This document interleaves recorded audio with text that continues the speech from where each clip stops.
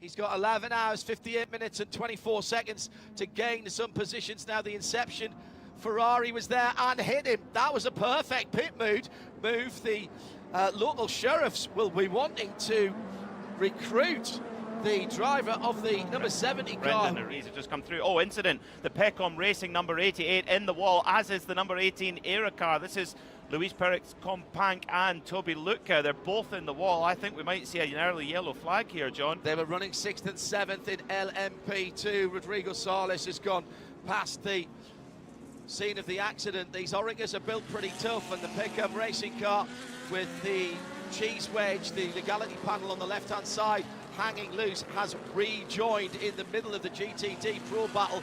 I've had the leader in GTD off the circuit at Cunningham Corner, Alessandro Perghidi, who put in the fastest time of any GTD car in qualifying. A massive swap, almost a brake bias issue or something like that. It's like he pulled the handbrake on. I like that idea, Joe. You do that in karting sometimes.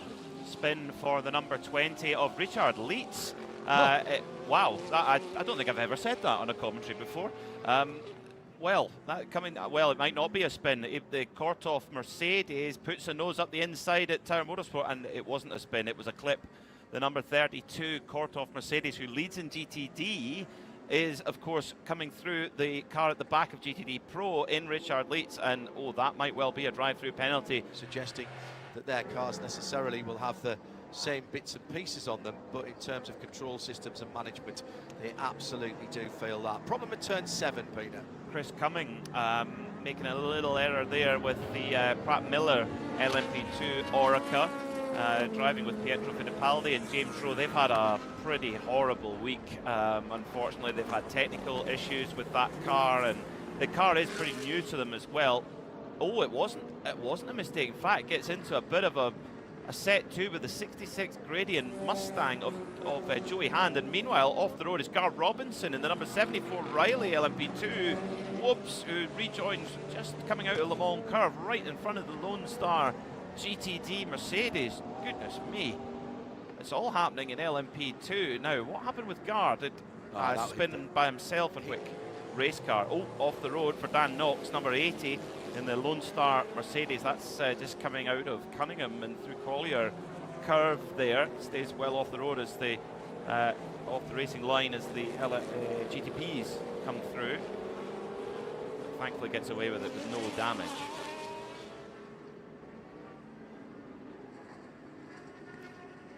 Now the 36 DXDT Corvette was in the general vicinity of the Lone Star number 80. That was at turn 10, Cunningham. But 40, Louis Delatraz in 5th position. And into the wall for the Triazi Competizione. And just at over 11 hours and 6 minutes to go, we have a safety car called again.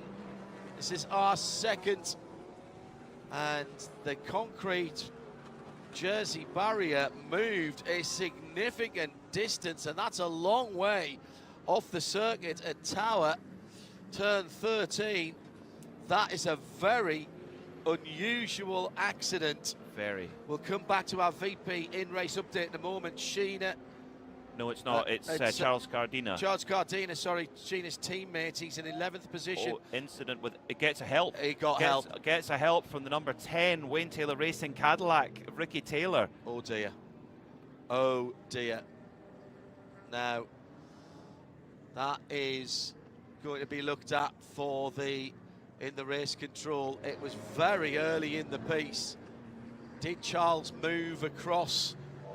Romain Grosjean coming to the restart here. He will release the power of the Raging Bull, and the SC63 brings the field to the green flag. He's taking it easy. Oh, it stalled off the line. That is a disaster. He could not get the car rolling, and the green flag's in the air, and as soon as the green flag's up, then you can go. That was an issue. Now, that car just did not accelerate.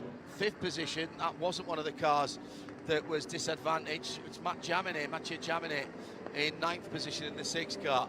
So Romain comes on the main straight, pulls to the right because he's got a problem, and it was a fabulous run through to third position up the left-hand side by Renger van der Zande, who's now into second position as he crosses the line. He just saw it perfectly. He saw what was going on. The green flag was out, and boom, he went for it.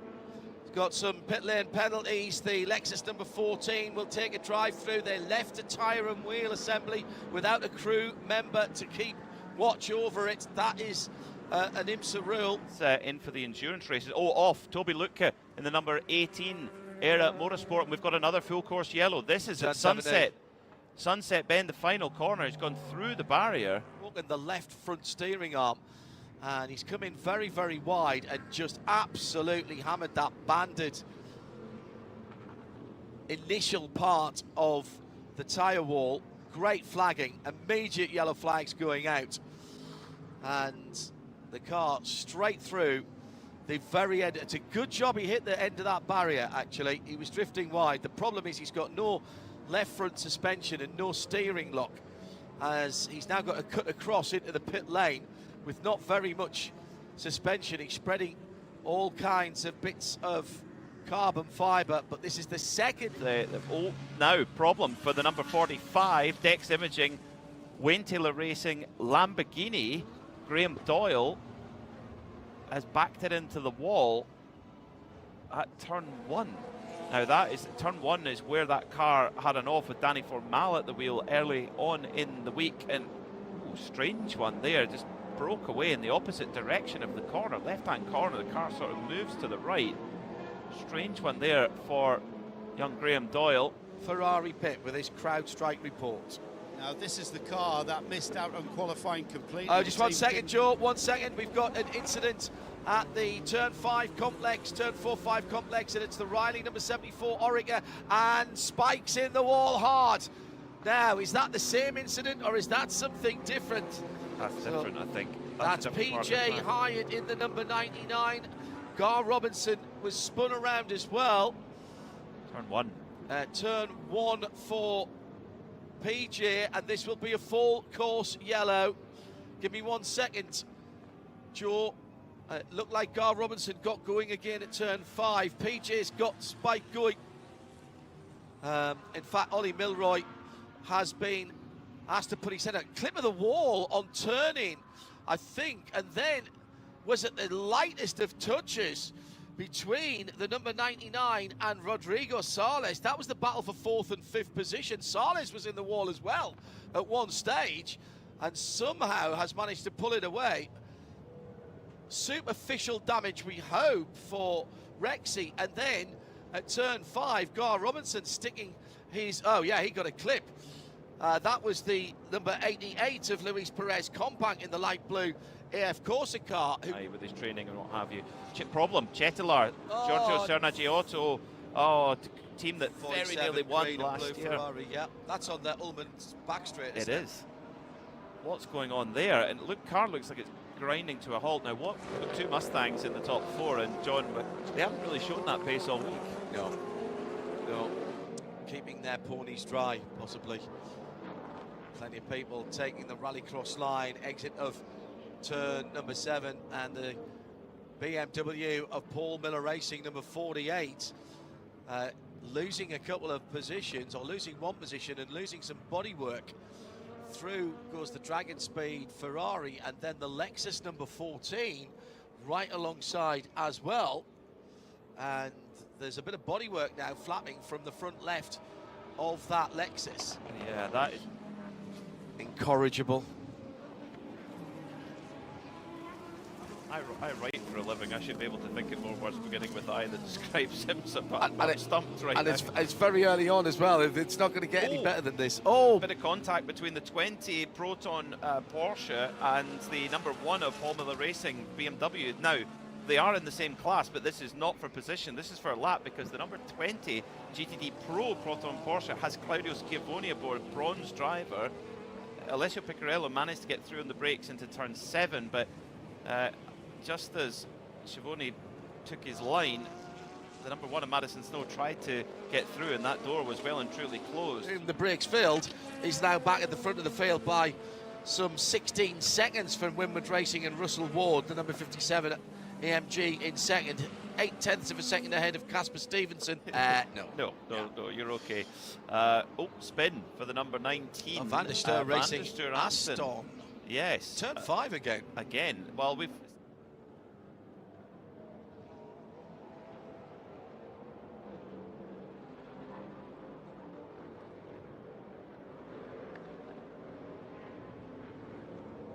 And it sounds like this, let's see if we can find it, it's the number 40, and that is the Cadillac of Brendan Hartley. He's gone straight in to the barrier. That's again on the that is on the entrance to turn 17. He hasn't even made the shadow of the Mission Food Bridge. And he should get to his 3-hour mark. Brendan Hartley shaking his head in disbelief of what happened. Now, was there contact with any other car? Just couldn't get it slowed down. He's got the back end locked up. He's got the back end locked up on that car. Now, we saw the sister car have a throttle issue. Could there be a similar issue with the number 40 car? It's right front. It wasn't the back end, it was just the way the arrow was pulling it through. Right front, locked up. That car went in at 26 minutes and 22 seconds past the hour. That was the impact. Well, 4th and 5th position? Oh, heavens above. That was, again, down at turn 7. That would have been after he had already dropped back. So yeah. He had dropped back to 4th a couple of laps ago, and then side-by-side contact with the 25, Marco Wittmann. And Wittmann definitely got the worst of that. Race control, so taking a look. Yeah, of course. So basically, Wittmann goes to the outside. Collins made a move, and he can't move any further. Does he come over a little bit more? Or did doing both of those things? Brilliant puncture, stuff. rear left puncture for the Inception Ferrari. No. Mine, it's right at turn 17, well, Peter. Yes, it seems like it's just happened as he goes into the pits there. That's Brendan Arib. To give everybody a longer planning runway. And that benefits everybody. Got another puncture here, unfortunately. This is for the number 78. This is the DXDT. No, it's sorry, that's not. It's the 40 Lamborghini. My apologies. The Hunter's cyber security car. Left front issue there, and he's a long way from home. Just gone through turn 7. So Hunter McElroy, did he get help here? He did, and that's the 88, isn't it? The yeah, it is. Well, you know what? That's very unfortunate for both people concerned there, because Mateus Perez Companc, the AF Corsa number 88, having the same issue that his dad had at turn 5 earlier on when his dad hit Gar Robinson in the 74 Riley car.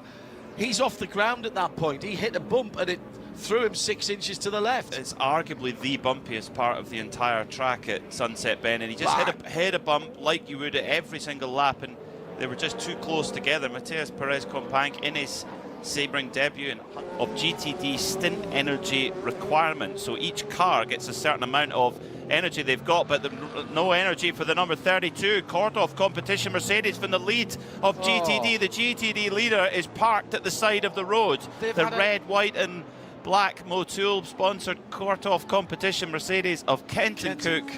No, because they have been flying. An immaculate run. He's already loosening off his seat belts inside. This must be something major.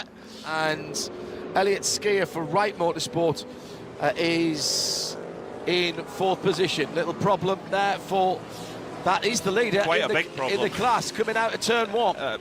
Well, Alessandro Pierguidi has gone on a US rodeo there, coming off out of the exit of turn 1, and it's very sandy and bumpy and diggy there, and you can easily get put into the wall. And Pierguidi did a great job to actually keep the car out the wall there at turn 1. The wall's close.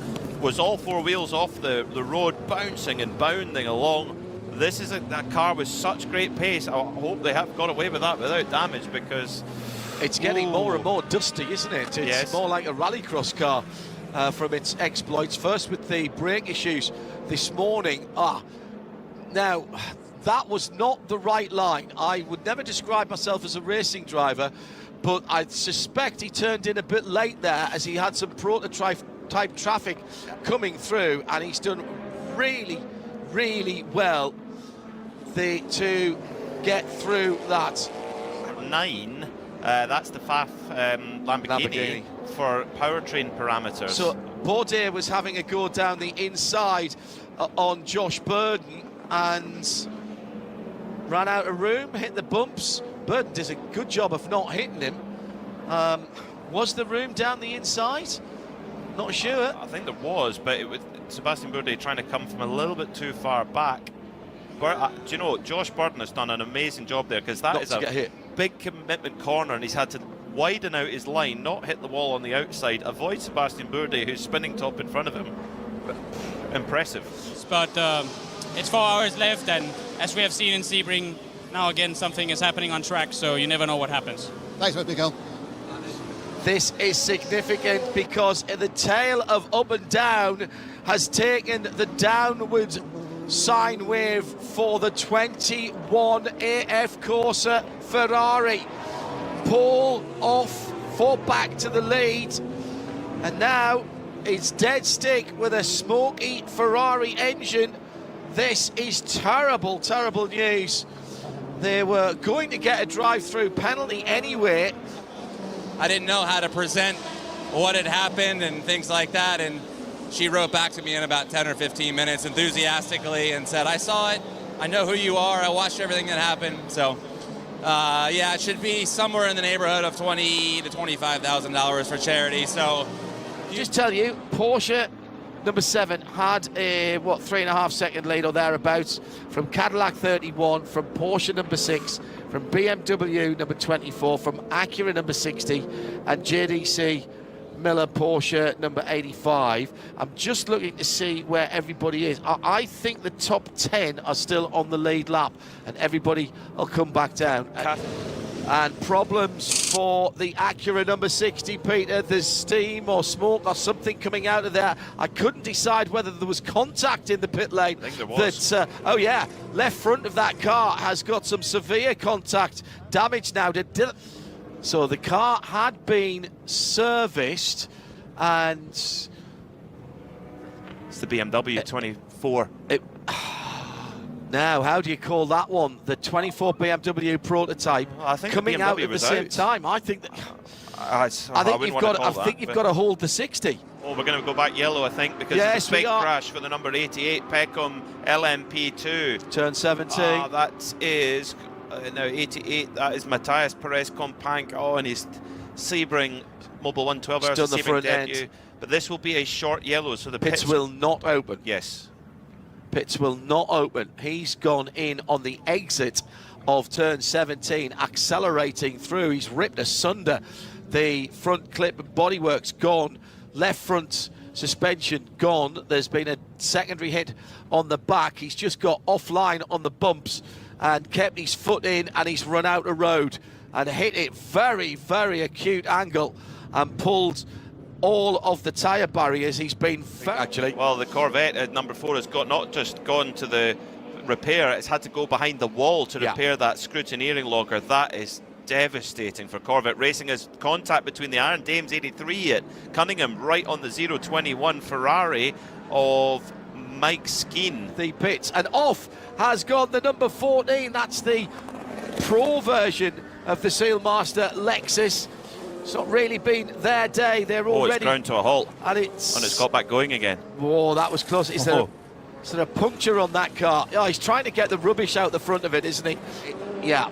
So 23 laps and a bit more than that. It's off goes the 24 GTP BMW, which is way down the order. It's not been a good day for them. Pole sitting car. If BMW, well, at least the Conquest Ferrari at a Ford. And now we've got the Lone Star AMG going slowly. Hazard flashes on the four-ways on the back straight with Scott Andrews, and he's got a left rear flat on that car, and it's coming apart, and the carcass has come off right in the middle of the Ullman back straight. That's going to cause a full course yellow. Yep. Makes sense. Off at turn 1, and a spinner. It's an LMP2 of some sort. And it's in harm's way there. Through goes the GT3 car, sideways on. Can't it's the United at the car. moment. It's the 22. It's from Paul second Teresta. Teresta's dropped it. Now he's got it running. Will stay green. That would have been heart in the mouth stuff. Damage to the back of the car. Bits of bodywork off. We're staying green at the moment unless the rear wing falls off. If you've got it now, you've got to use it. Make up the positions. We could be going yellow again. Oh, there was a touch. Touch into the side of the Europol car from De Resta. Leaned on Dillman and I think came off the that worst. was the TDS car, I think, John. What? The wheel of that is Alexander Sims, and as Hawksworth able to get by, he stuffs it up the inside, and Sims again, true pro, lets them both go. Maybe held up Hawksworth. Here comes Ellis. Ellis puts him just on the quarter pallet. They do touch again. Here comes Ellis, a bump and run, and he goes through. The incident that's under review. AWA Corvette ahead. Yep. So it's coming down into sunset. Oh, Jakobsen gets into the back and just punts the AWA. He's Well, going to get a penalty for that. That's going to be an easier call to make.